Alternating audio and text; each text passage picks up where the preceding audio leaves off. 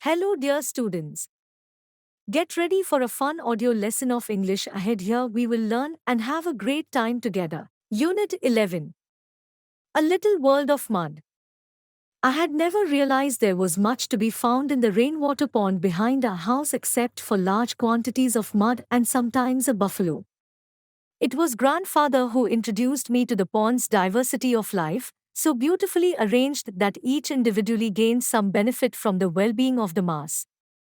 To the inhabitants of the pond was the world, and to the inhabitants of the world, maintained grandfather, the world was but a muddy pond.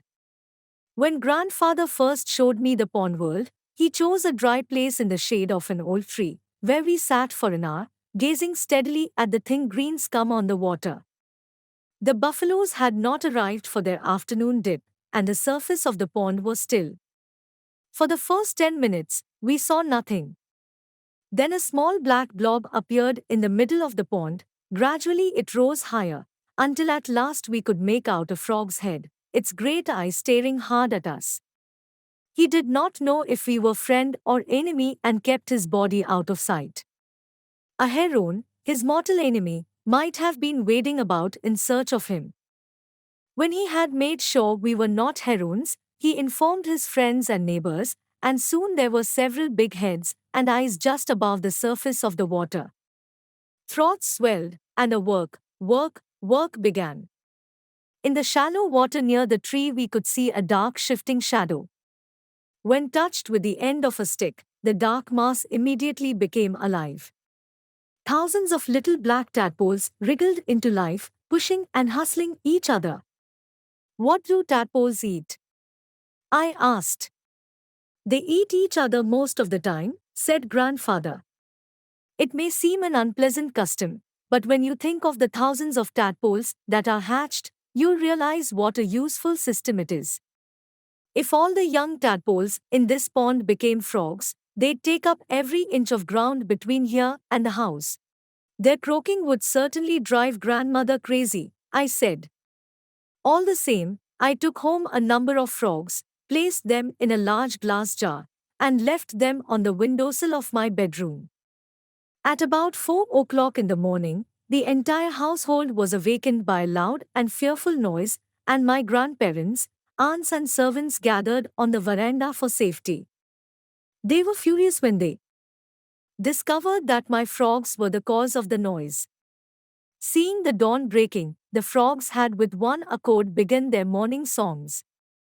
Grandmother wanted to throw the frogs, the bottle and all, out of the window, but grandfather gave the bottle a good shaking and the frogs stayed quiet.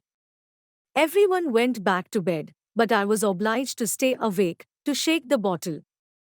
Whenever the frogs showed signs of bursting into song, long before breakfast, I had let them loose in the garden. I was soon visiting the pond on my own. Exploring its banks and shallows, and taking off my shoes, I would wade into the muddy water up to my knees and pluck the water lilies floating on the surface. One day, I reached the pond and found that it was occupied by buffaloes. Their owner, a boy little older than me, was swimming about in the middle of the pond. He pulled himself up on the back of one of his buffaloes, stretched his slim brown body out on the animal's glistening back, and started singing to himself. When the boy saw me staring at him, he smiled, showing gleaming white teeth in his dark, sunburnished face. He invited me into the water for a swim. I told him I couldn't swim, and he offered to teach me.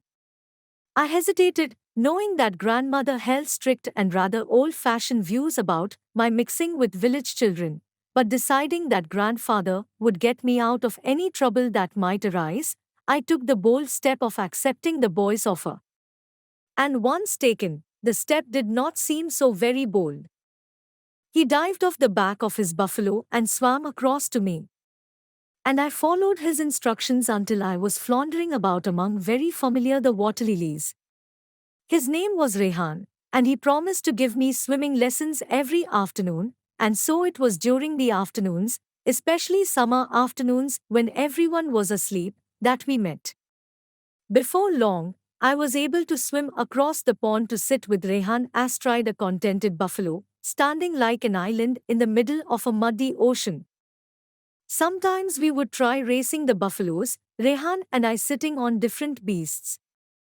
Rehan came from a family of farmers and had received no schooling.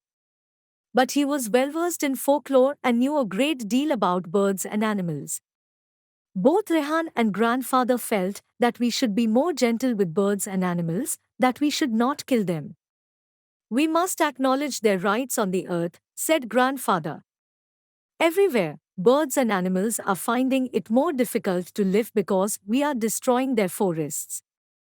They have to keep moving as the trees disappear. Rehan and I spent many long summer afternoons at the pond. We never saw each other again after I left my grandparents' house. He could not read or write, so we were unable to keep in touch. No one knew of our friendship. Only the buffaloes and the frogs were our confidants. They had accepted us as part of their own world, their muddy but comfortable pond. And when I went away, both they and Rehan must have assumed that I would return again like the birds. Keep on watching for mastering in reading, listening, and speaking skills.